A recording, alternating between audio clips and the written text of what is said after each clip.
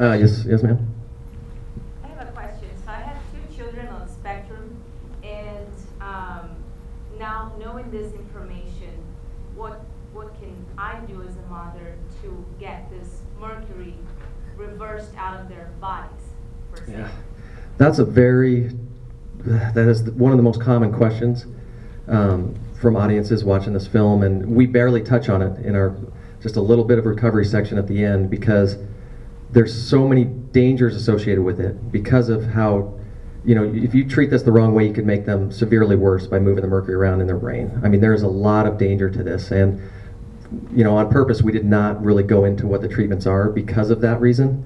And I think there are a lot of doctors, specifically DAN doctors, that know specific protocols in how to help recover these children, and it's much more, or a much bigger approach than just getting the mercury out of their body and brain. There's a lot of secondary issues that are associated with this, systemic candida a lot of the times, and there's a lot of other areas that you have to focus on besides just getting the mercury out, but while you're getting the mercury out. That's kind of the key, is get the mercury out while you're also fixing all these other areas where they're screwed up, because one thing mercury will do is it'll screw up all your detox mechanisms, so all these other toxins are going to get them when they otherwise wouldn't have. So, whether it's pesticides or household chemicals or other ingredients in vaccines or whatever it happens to be, mercury will also cause you to be more susceptible to other environmental agents because of what it does to your detox mechanisms. Yes? I was wondering why you didn't interview more parents and siblings of the autistic children. Because I know from my perspective as a child who is a sibling with autism, I know one of my very first memory is being told what autism was and why my brother had it and how he was. And I think if you were to do something like this again, I think that would be a major thing to also get people to think more than also with the studies, because it's a very real thing for the kids who just have to deal with it every single day with growing up with it. And I think it's a very thing where you just learn more from it, from getting the perspective of people who have to constantly live with it. Yeah, absolutely. I think that's a great point. The one thing with this film is the first cut was 4 hours, and we took years trying to get this down. And that, awareness is a huge thing, and really the awareness of everyday life and the tragedy of everyday life and the circumstances of everyday life, not only the parents but the siblings, and what they go through, and how they're, when you go to the market and people stare at you and glare at you and just think your brother or sister's misbehaved. I mean, this is devastating. And, there's a lot, everyone knows that divorce, I think, is 80 or 90% with a family with an autistic child. And, but there's much more to that. I've seen a lot of the effects on siblings. And it's, that's a whole story by itself, literally. And I think, some of the first passes we had on this film, we were so science heavy, we actually ended up going back, interviewing some more families and children. We needed to get more stories in here, and it's still it's very light on the family story side, and it's very science heavy and telling the CDC history heavy and all, everything they've done. But we did want to tell more of the family stories and how it impacts them, but it wasn't enough time, and what we were trying to do is really accomplish to get the facts straight with the science. That was our primary objective, rather than a little less on the awareness side, but we do view that as extremely critical, that needs to be known. We do have on our website, we have a community page where you can share your story. So actually, if you'd like to go there, and that would be shared with anybody who goes there to read, and would help support them too. So if you want to share your story, go to our website and you could write a little blurb on it. Those stories are very important. Yeah, definitely. We recognize that. Yes, ma'am. Is there any way we can access the 4-hour version? Yeah, we went, the 4-hour version, we went deep into Minamata Bay tragedy, Iraqi grain tragedy, Mad Hatters. There was just so much information to cover here, and to really get it down, it moves fast. This is a brain, it's a brain exercise all the way through, and at the end you feel like you've just been slapped around with so much information. But yeah, and it was hard for me to pull a lot of this information out because I was so tied to the subject matter, and I knew for 10 years of research, I wanted people to know everything, but it's tough. But maybe we can do, once we get through this release, we might be able to get all the supplemental information out. Yes, sir? Yes, sir? Speaking of your release,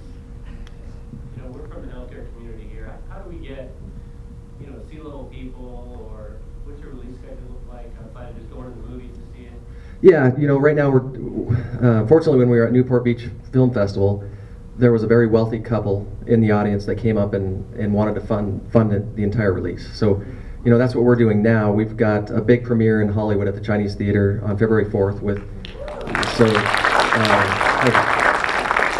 and we've teamed up with Robert F. Kennedy Jr., and he's written the book Thimerosal, Let the Science Speak, which is an incredible book. It's very science heavy. It's not a entertaining read, it's very science heavy, but you know, for a long time with this film I felt very vulnerable that I'm going to present some of the science, but some of the most compelling science isn't in this film because it's too hard to understand. And you know, he wrote this book now that has fully validated everything we presented and given all the other science, so people, you know, it's a very brilliant tool as we release this to have Bobby's book behind us to really validate the rest of the science and some of the more compelling science such as urine porphyrin studies and stuff like that. Wait.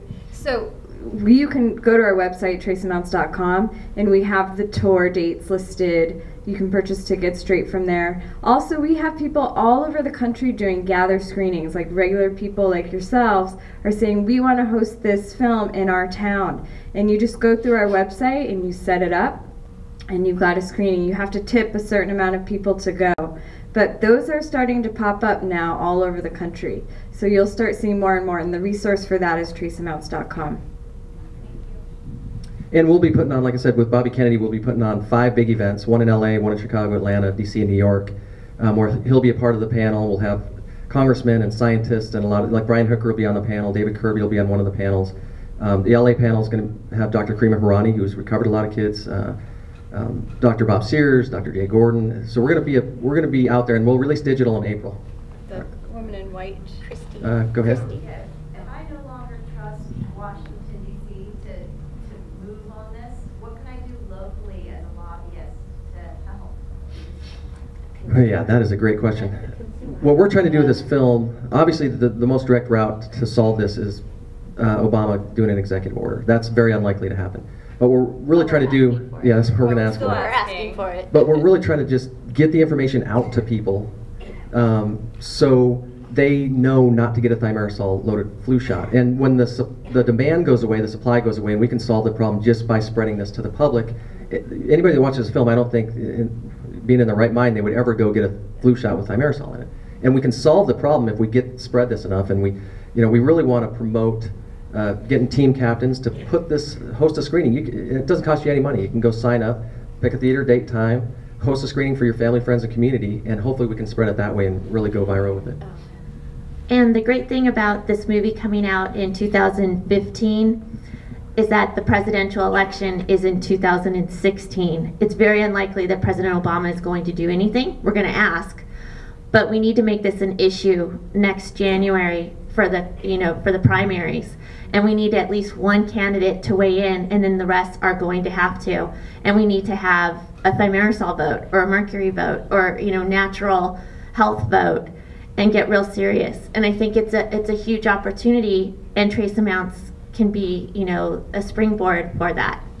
And it's kind of off yours, voting with your dollar. I mean, every day you make a choice to buy the right light bulb or get the right amalgam or all mercury free. It's about banning these products. We're a capitalist society. If there's no one to buy them, they're not going to keep producing them.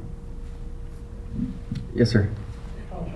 This is actually for Becky. Oh. Becky, you mentioned something that you said we were going to ask Obama to do something on an executive order. When you say we, like, what route are you guys taking to try to get his attention on that? Yeah. Well, we're doing several routes actually. Safe Minds, we're kind of partnering up with them. They're going to start implementing some legislation, and they're going to run that parallel with our Go Mercury Free campaign. That's kind of our header is Go Mercury Free. We're Trace Amounts, but Go Mercury Free campaign kind of is the umbrella over Mercury Free Baby, Thimerosal, Let the Science Speak, Bobby's book, our film, and really just doing a huge push, not only at Thimerosal, but amalgams, coal plants, fluorescent light tubes. This is a massive. Is the nonprofit org. Yeah, Go Mercury Free is the nonprofit organization. And the campaign. And something to look out for our organized activities, like we will have everybody flood the White House with a letter on a certain day, or flood the White House with phone calls. So we'll be orchestrating those events and contacting getting the word out, and so that they understand this is an issue that people are paying attention to. The reason why I'm asking is because this White House's policy is that if you get 25,000 signatures on a petition, that they will respond to it. So I don't know. We if you will. guys thought about that with all your guys' connections. It might seem like we could get 50,000 signatures real quick, but that is their policy. They've responded to many petitions, over We the last do. 6 years. So. We have one drafted, and we will put it on our website so people will be able to easily access it and sign it. Okay. Yeah. Yep. Blue shirt. Yes, sir. Blue shirt. First of all, thank you very much. That was excellent film, and really enlightened me to a lot more than I'm already enlightened. And I'm just curious if there's a couple of interviews that you did with some pretty popular people from other videos of trying to disprove all of this. Have you gotten any response from them? Have they like confirmed Paul. they've seen it, or what's that? Yeah. Paul Offit probably doesn't know much yet. I've been doing this for 10 years, but we've really stayed under the radar. We were surprised he interviewed with us. I was referring to. Yeah, Paul Offit is, I believe, firmly believes in what he says. I don't think he's trying to fool anyone. I truly believe he believes in what he says. He just doesn't know the science. He didn't know the guideline for mercury exposure. He didn't know anything. And for the most part, all these guys I interviewed, they don't know anything. Paul Sturr Green with the CDC, he was the repertoire, or whatever that word is, for the Simpsonwood. So he was highly involved in that, and he also did one of the big studies presented at the 2004 IOM. He did the Sweden, Denmark, California study. And interviewing him, he's still on the other side of the fence. He's clearly on the other side of the fence. In fact, the interview got a little heated when I questioned him on some of his methodologies with this study that he did, not including the flu shot and not understanding Sweden only included inpatient cases and so forth. So these guys believe in what they say. I don't think they're just lying, but they don't understand the science. They don't understand how mercury works. They really don't understand anything, and I don't think they know anything about this film yet, but they will pretty soon, hopefully. Yes. All three of you. Let's start with Val. We usually go together anyway, so we're all. I wondered if in the longer version, if you explored at all the Thimerosal included in the RhoGAM shot for Rh negative. Yes, we did include RhoGAM. RhoGAM plays a massive role here because RhoGAM for many years was given in between pregnancies. And then right around the late 80s, when everything else happened, when we increased these exposures, they wanted to decrease the risk even more. And so then they started giving it not only after the first pregnancy, but during the second pregnancy. And now they start giving RhoGAM shots, fully loaded with Thimerosal, to pregnant women. And this was devastating. RhoGAM, if a pregnant woman is Rh negative and her developing fetus is Rh positive, there's a potential for, if there's any blood contamination during delivery or any contamination inside the womb, where the mother would develop antibodies against that Rh positive. It's a rhesus factor. And it's not necessarily a danger to that child, it's a danger to the next child for the most part. So the next child, if the next child is Rh positive, she could develop antibodies and abort the fetus. So these RhoGAM shots counteract that. And I've interviewed RhoGAM mom after RhoGAM mom. RhoGAM moms have children with autism all over the place, and I've seen RhoGAM moms with 4 children with autism, but I've also seen RhoGAM moms with 4 children and only one that's autistic, and the only one that got the shots is the one that has autism. So I've never seen the opposite. You can't show me a RhoGAM mom that's got 3 kids, one has autism, but it was another one that got the shot. You'll never see it. I've never found it. If anybody knows anybody, send it my way. I want to find that person. But there's a very high preponderance of RhoGAM moms that have children with autism. It's a comment or a suggestion. I would like to see this movie or this film in Netflix. Yeah. So everybody can see it. Yeah, we'll and maybe add on what the girl said, a family, how it affects the whole family. Yeah. And it could happen to any family. Yeah, absolutely. Yes, ma'am. Let's start with yellow. We got plenty of time here. First of all, a comment. I want to thank you very much for mentioning the synergistic toxicity with mercury and aluminum. Thank you for mentioning that because a lot of people are unaware of that. Yeah. Okay. The other question is, I'm real curious about your own recovery from this. I mean, so you got sick and then you got a little better and then you had exposure and you got sick again, right? Yeah. The first time fully recovered, literally. Andy Cutler's protocol. I used that to recover, and it was like a miracle. Everything went away, and I was. Well, for the first 3 months, you just kind of take DMSA, which clears your extracellular compartments, so no improvement. That was the most miserable 3 months of my life. Then once I started the alpha-lipoic acid, it's double thiol, it's water soluble, so it'll bind to mercury and it'll cross the blood-brain barrier. Once I started taking that, within probably 2 weeks, I started noticing little things were gone. Every week, slowly symptoms went away, and probably 3 months into ALA, I was symptom-free. And I was symptom-free probably for a year, and then I got that second exposure. Did you go through the same protocol yet? Or? I did, but my systemic candida was so bad. It was so bad, and I had horrendous symptoms from that. I was so sick from that that these sulfur drugs that I was taking to get the mercury out, sulfur feeds candida. So I was annihilating myself, and I had to stop chelating for like a year just to take Difucan to get the systemic candida under control.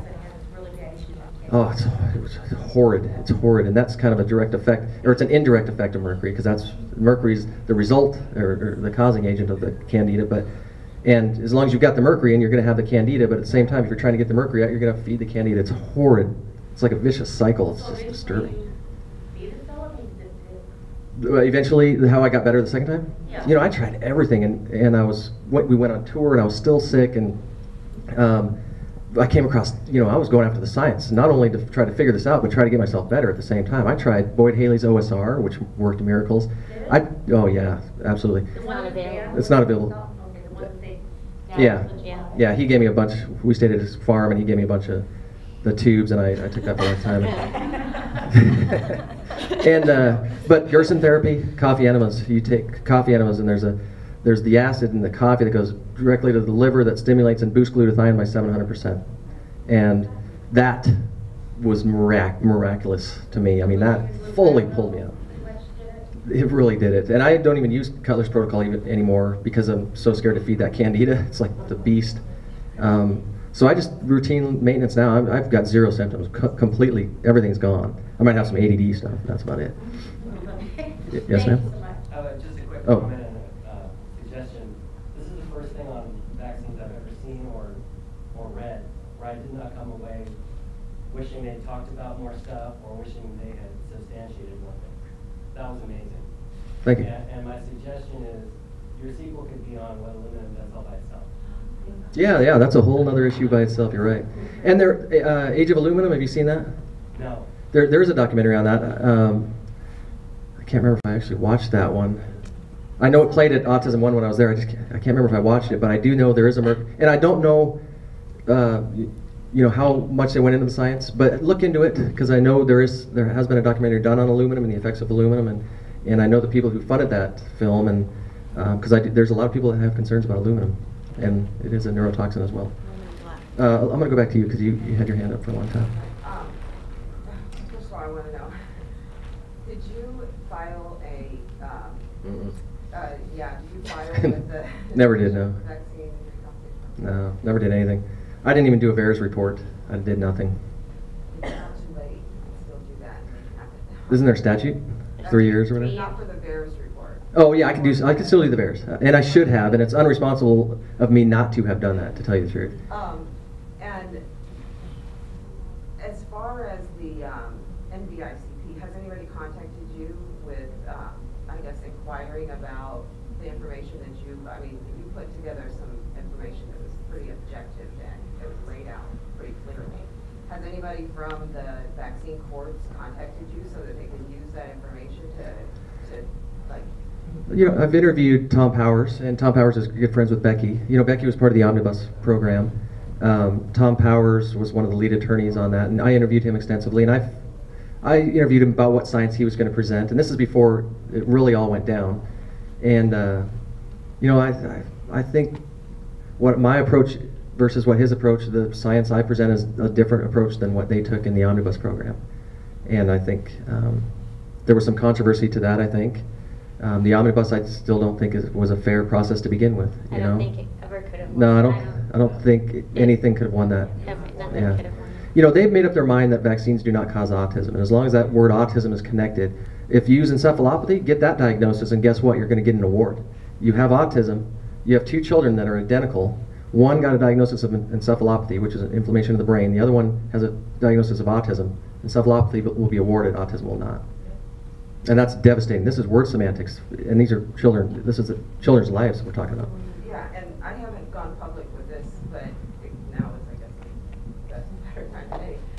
My son was compensated, as I discussed with you earlier, and he had a vaccine reaction after, well, he'd had several, we found out, after cross-referencing his vaccine records to the times that he was hospitalized or gone to the doctor's office.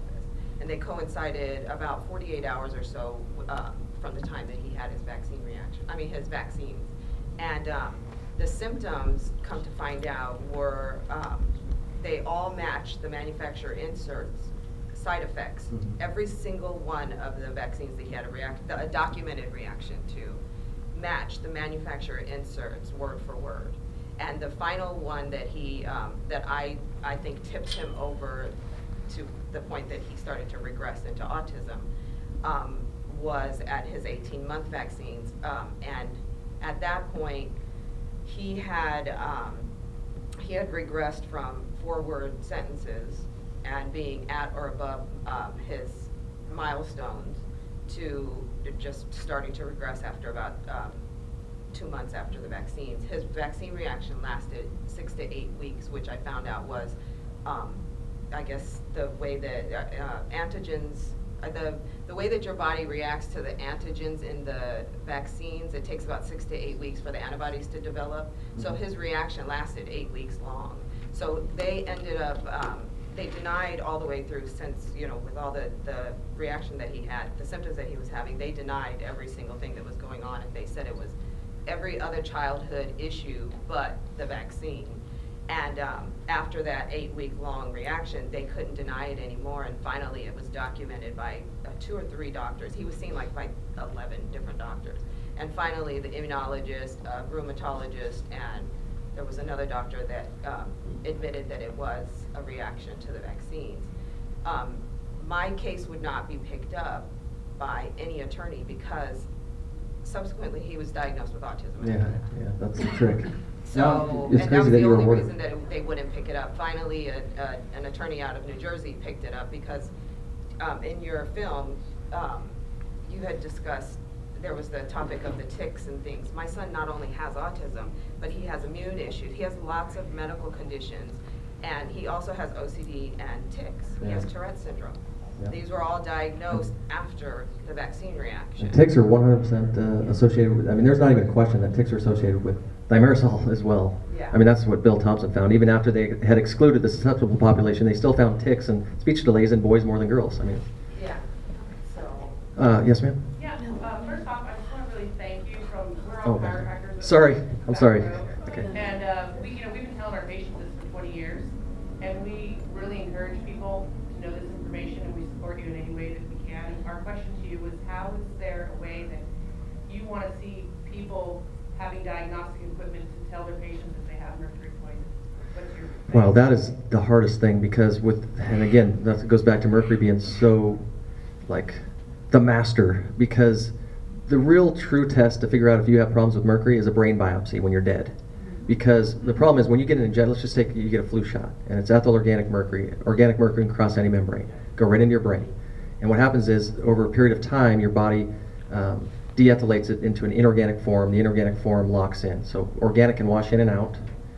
The inorganic form locks in, and that inorganic form is found to be the one that induces the inflammation, and it also accumulates because it locks in. So, you're not going to find it in your blood, you're not going to find it in your urine, you're not going to find it in your hair if you have issues, you're going to find lower levels in your hair if you have issues, and you won't find it in your blood, your urine, because it's only, unless you've had a recent exposure within 72 hours, then you'll find it. But no one is going to have a recent exposure like that and then do a test. So to really try to get to see who's got the mercury problems is really hard. Urine porphyrins test is a good one that's specific to mercury. They've developed this testing. It was done on dentists because dentists have such a high exposure to mercury, and they developed this urine porphyrins test. It kind of looks at your coporphyrins and proporphyrins and looks at ratios, and they identify a specific marker that is very specific to mercury, and not lead or aluminum or anything else, but very specific to mercury. And 80 to 90% of these children are mercury toxic in these urine porphyrin studies, as well as the higher they show mercury toxic in these urine porphyrin studies, the more severe their autism is. There's a direct association there. And these studies are so compelling, but you could never get those across in a film like this because it takes too much time to explain. Kind of like ROGAM. I tried to have that in the film, and it was just too complex to try to even explain what ROGAM is to begin with. But it's such a huge part of this puzzle, ROGAM is. And Whole nother movie for you. yeah. So anyhow, to make a long story short, it's very difficult. You know, when I was going through the process, I did a urine challenge test, and the only, it looks at all metals. You take a drug that 600 milligrams of DMSA, and it basically it collects the mercury in your extracellular compartments, and you urinate in a bucket for like 12 hours or 24 hours, depending on what the challenge test is. And sure enough, my mercury was out in the elevated, and everything else wasn't. I barely had anything else. Aluminum was just a tiny, tiny bit. Mercury was out in the elevated. So it was a good indication, but really it came down to what my symptoms were. They were identical to mercury, and not only what my symptoms were, but the way mercury works is a single exposure. You don't get sick tomorrow or the next day. You'll start developing symptoms within a few days, like little flu-like symptoms, and then a week later, a little shakiness or muscle twitching, and it slowly takes 3 to 6 months from a single exposure to get all the neurological effects to kick in. And that was proven. Dartmouth scientist who got a single drop of dimethylmercury on her glove, and it was proven to go through that glove. Months later, I think she went into emergency, I want to say 5 or 6 months later, and with major neurological symptoms. She didn't get sick for quite a long time. That's how mercury works. Within a few months after going, I want to say 2 months after going into the emergency room, she blind, deaf, organ shut down, and died. I mean, this stuff is massively neurotoxic. Of course, that was dimethylmercury, which is, I want to say, 100 times more toxic than methyl. But the woman in black, you've had your hand raised Sorry. for a really long time. Two questions. Do you have a release for like a video, like DVD release? Actually, yeah, I mean, Do you know anybody in Southern California? Because I think somebody was asking earlier, like what protocols and that kind of thing. But it's really frustrating as a health provider to see a child or an adult going through it. And I'm not going to put them through that protocol. I'm not an expert in that. But is there anybody in Southern California that deals with this specifically that will put them on a special diet that will provide supplementation? I mean, there's got to be somebody. absolutely, yeah. I mean, if I had a child with autism right now, I'd go straight to Dr. Karima Harani in LA. I mean, she's the one you saw in the film here. She pulled Baxter out, she pulled Quinn out, and Quinn, who was featured in the beginning and the end, he was actually confirmed by the NIH in a recent study. He's fully recovered, so he no longer has the autism diagnosis. And Baxter, I believe, I know he was fully recovered. I don't. Still, did he have pandas? Does he have pandas? Okay. So I mean, there's doctors out there that are just, and Karima Harani stays kind of quiet. She just kind of recovers these kids and doesn't say anything about it. And it's like, man, she's working miracles because she knows how to get these kids better. What's her name again? Dr. Karima Harani. How do you spell it? Hirani. And it's drharani.com. She's amazing. I mean, she chelates them and also supplements all the other areas of damage. She knows autism is chronic mercury poisoning. That's what it is. And if everything in LA. Everyone's been so fooled to think that mercury's been removed. The autism rates keep going up. They've been saying this for years. And literally the latest rate of 1 in 68 is based on, these children were born in 2002. They got the full backstock of these vaccines, and then 2004 they started getting flu shots. So this literally is potentially one of the highest exposure groups yet. So, I hear from parents all the time, like, oh, the pediatrician says that the vaccines don't have mercury anymore. I hear that all the time. Oh yeah, of course. 60 million flu shots this season alone, fully loaded. For sure, but what about all the other ones? Oh yeah, I mean, Why are we saying there's not mercury in them? oh, they'll say, oh, it's been removed except for the flu shot. Well, they don't understand that now instead of giving it to a 10-pound baby, which they're doing with flu shots, they're also giving it, the whole susceptibility to mercury is how well you can excrete it. Even the genes, the MTHFR gene, the SNPs associated with that, and the CBS enzyme, these exact pathways are how well you can excrete mercury. And a developing fetus, guess what? Can't excrete mercury at all. They're not producing bile, they're not sweating, they're not barely growing hair, they're urinating it, they do urinate, it recycles, and now it's annihilating fetuses, a pregnant woman getting one of these shots. And yes, it has been removed from the DTaP and the Hib and hepatitis B and some of these other vaccines, but it's just far worse. I mean, there's science that shows that fetus will protect the mother, and this is proven in a big tragedy in Minamata Bay. It absorbs all that mercury from the mother, so it'll protect the mother from by absorbing that mercury. It's like a sponge with mercury, and it'll absorb all the other. It's the best way for a pregnant woman to detox her mercury in her body. Did you see in your research that like the my You know what? I gosh. never looked at that, but Oh, If not 100% of the time, but I've volunteered for TACA for 15 years, and it's almost always firstborn boy. Yeah, that's what I. It's all, you know, there are exceptions, but firstborn boy. yeah, that would make a lot of sense. And about a release for a DVD. So we just started today pre-sales for DVDs and downloads. No, just for downloads. Oh, just downloads? We didn't do DVDs? Just for downloads. Okay, so just downloads, and people who order the pre-sales not only get $5 off, but they'll be able to watch it ahead of anybody else. So I think they can watch it starting April 1st or April 2nd, one of those days. April 1st. And then DVDs will start when, in April? DVDs will follow hopefully next week. We just have to work out some of the details. To be able to pre-order. You won't be able to watch them until The April. digital download is not a rental. It's actually once you download it, you'll own it, and then you can watch it over and over again. Yes. I have a statement on, Oh. we do have an important race going to be coming up in California. Feinstein has decided to step down, and in 2008, when I went to the Greener Vaccine campaign with Becky and a bunch of the other moms, my husband's a history teacher and did a bunch of research on her, and her husband makes millions of dollars off of pharmaceutical companies. So when you're researching who you want to vote to take her place, I'd ask that question here in California, because we don't want to replace her with somebody worse than her or just like her. So when you're Great thinking point. about voting, I think that's one of the primary places that in California we can help, is to look through who's going to take her place. Great point.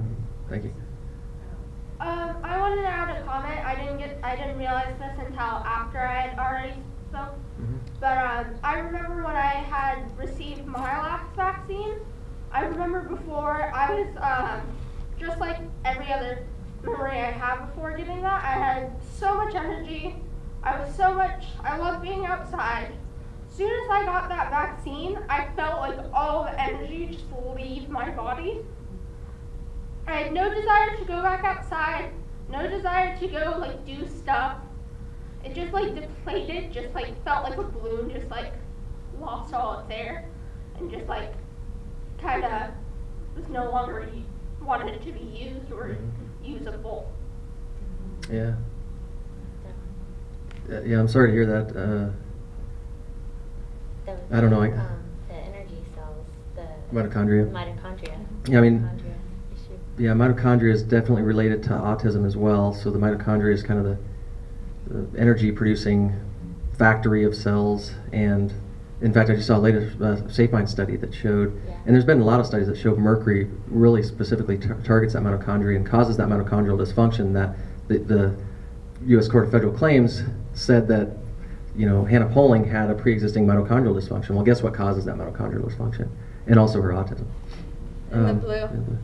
Yeah, I couldn't help notice the curious irony of you wearing the Amgen shirt. Hey, nobody's ever asked me that before, and that's a great pickup. I just was curious as to what was the... So I, by coincidence, my career was engineering. I used to build pharmaceutical manufacturing suites. So I used to build for Amgen, for Baxter, and I built their fill lines. So I'm very familiar with fill lines, and at the end of a fill line for Baxter, we built Factor VIII, which is a blood chelating drug. So at the end of the fill line, it goes through an LN2 bath that flash freezes it, and then it goes through a lyophilizer that freeze dries it, puts it into a powder form, and then that gives it all the shelf life in the world. Then you add water for injection, and you inject it.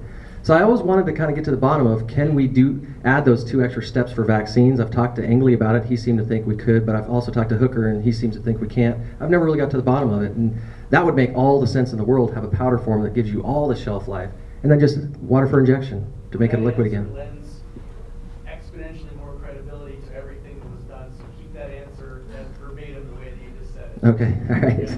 Yes, sir. You said there's mercury and Thimerosal and the flu vaccine. The other vaccines, what do they use for the preservative? Is it still heavy metal? Actually, so the ones that they've taken it out, they still use it during the manufacturing because they want to be lazy and unsterile. The other thing I did was build clean rooms, very high classification clean rooms, ultra sterile, 100% laminar flow. I mean, they don't want to do that, so they just dump a bunch of mercury in the vat and they manufacture it in bulk. So then, to get them to be thimerosal free, they chelate it out, and by law they have to get it down to within 1 microgram per dose. And it's a single dose vial that would be refrigerated, so bacteria can't grow, and they're not worried about a 10-dose vial where they keep breaking the barrier with the needle and introducing bacteria. So it's a single-dose vial is what they've, for the most part, gone to. And, but it's still, you know, it can be within 1 microgram, and 1 microgram for a newborn baby is still twice the guideline. And again, that guideline is totally flawed. The guideline, if we had a guideline for ethyl injected with aluminum, these kids would be getting 10,000 the times whatever that guideline is. It's horrendous what these kids were being exposed to. Okay, one more question, and then if you have more questions, you can come up and talk to us individually. Yes.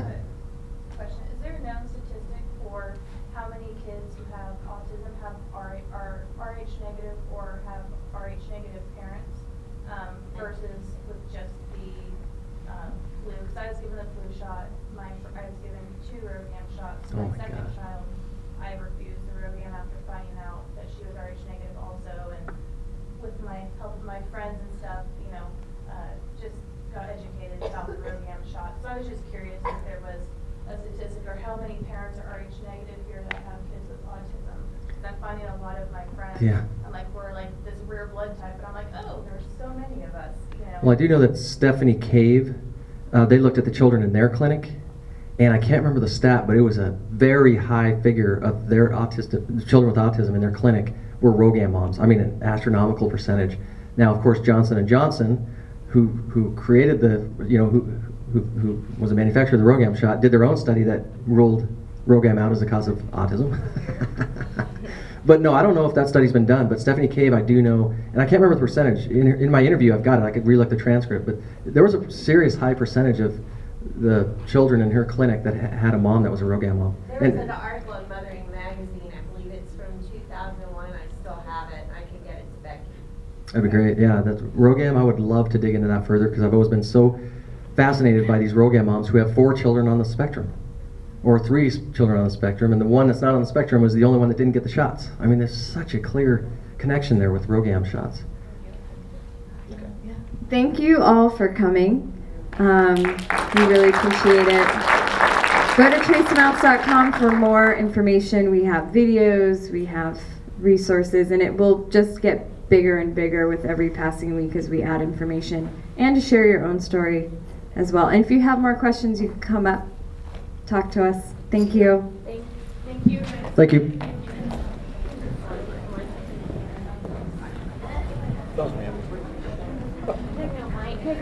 Oh. H-I-R-A-N